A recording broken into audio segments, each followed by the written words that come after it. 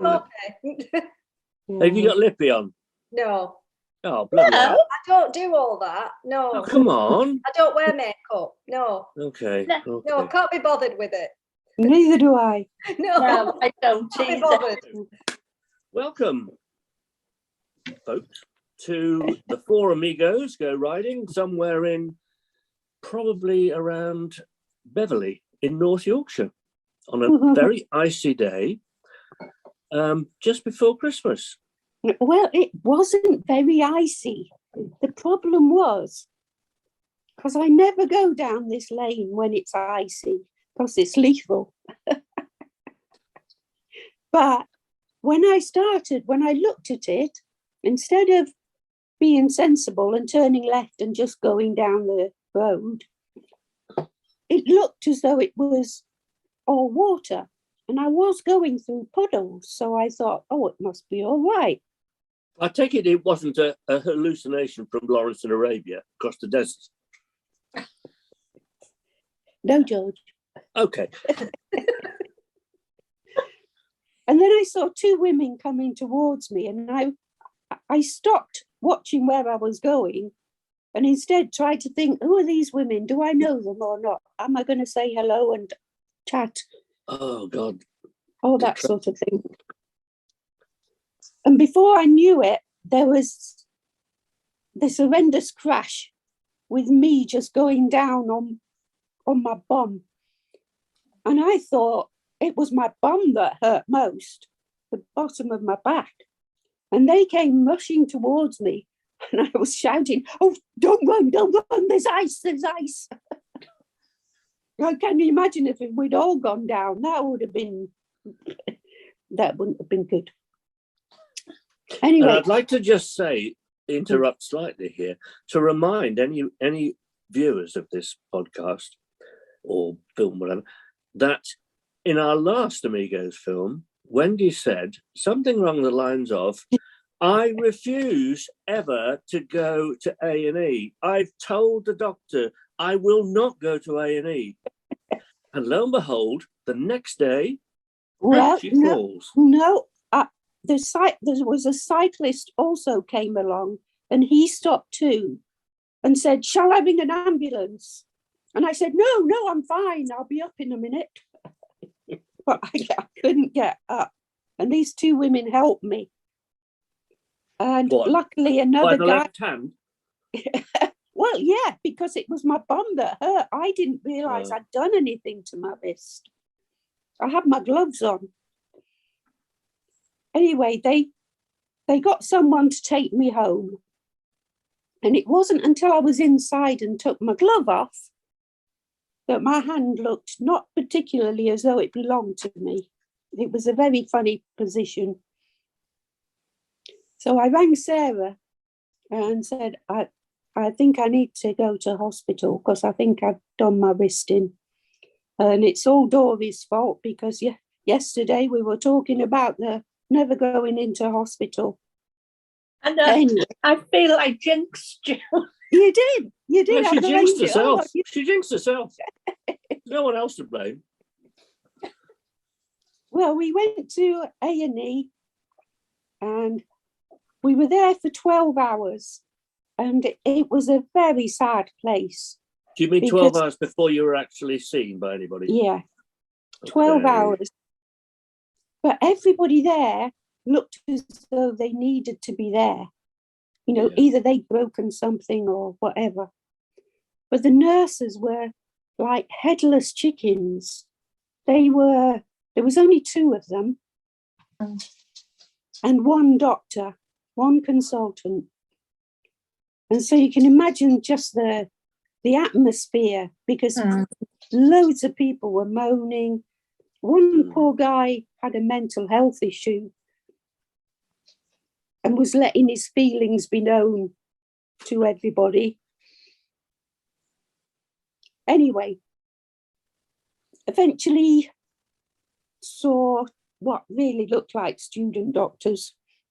They didn't look old enough to be They all doctors. look like that nowadays. Yes. It's because we're getting older. They all look speak for yourself.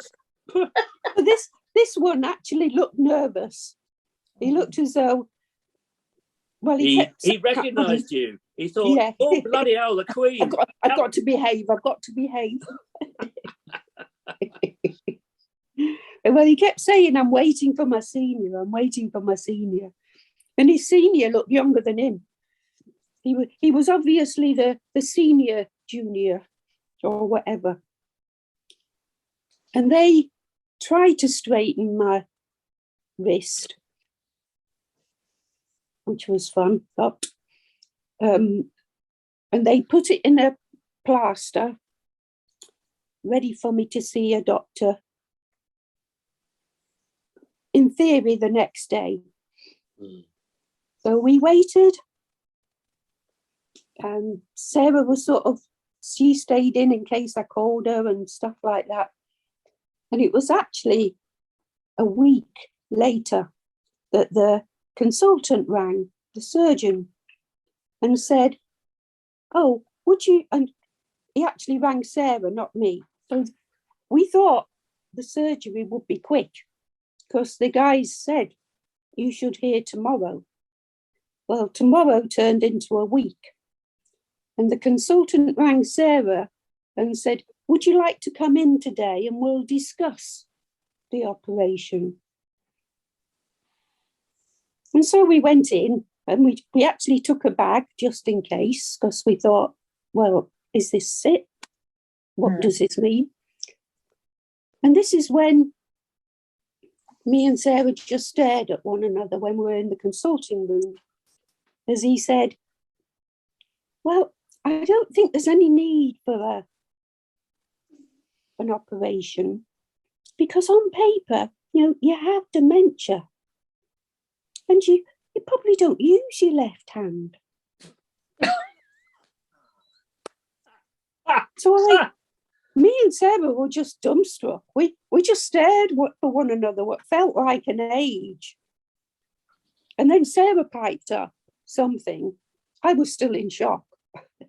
Can you remember what she said? I'd love to know. I know. No, I can't. But then I piped up something like, well, I type, I garden. I need two hands just like anybody else. And then Sarah, and then Sarah piped up, and Mum's written 2 books since she had dementia. And the nurse who was in with us, she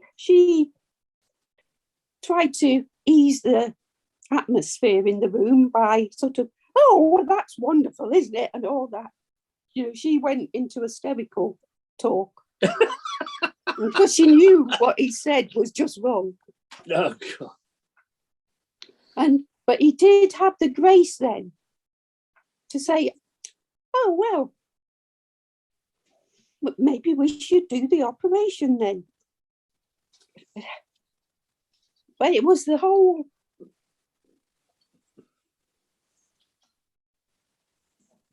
premise of not needing a left hand. Why would I need a left hand? Anyway,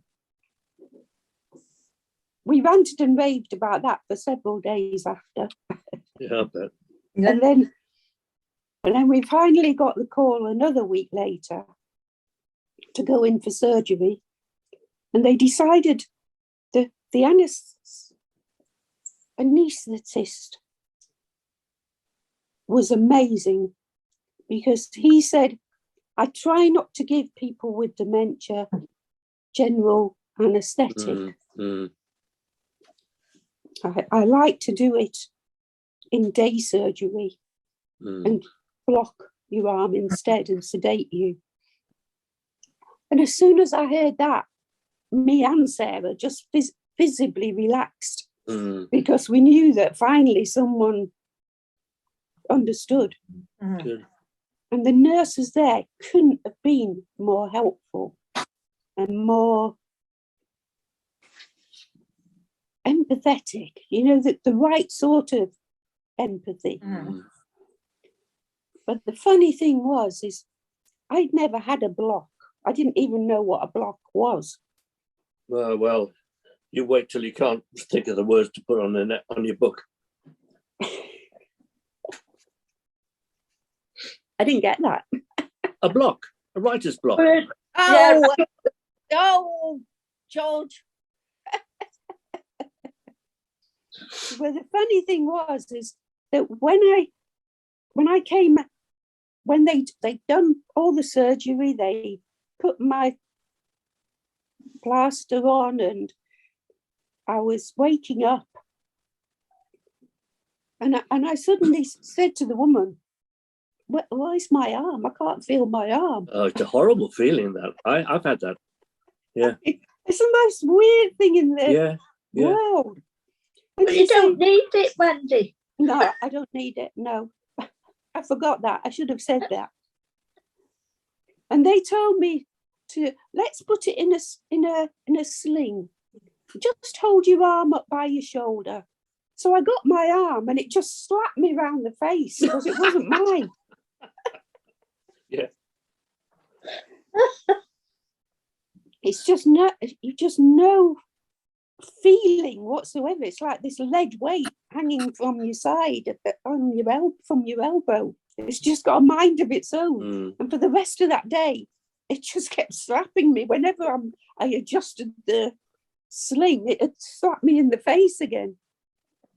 But the second lot of people and the third lot, when I went back to have my wound checked, it was a different consultant, and he was just, "Oh, well, that's marvelous, isn't it? That's healed really good. Let's just put you in a splint, and then you won't have to worry about, having a shower, because that's a palaver and everything." So, the beginning was sad because it was in A&E. The middle was horrendous when I didn't need my left arm. But the ending couldn't have been any better. So I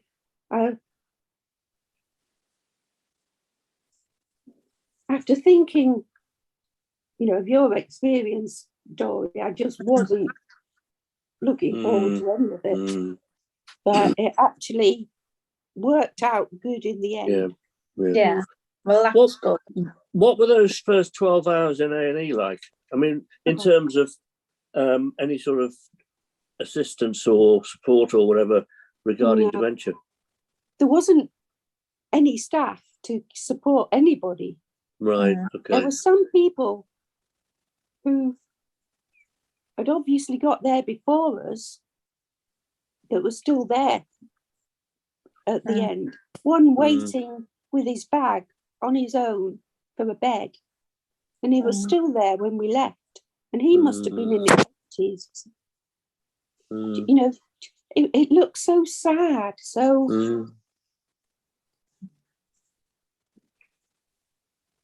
the system was just overwhelmed.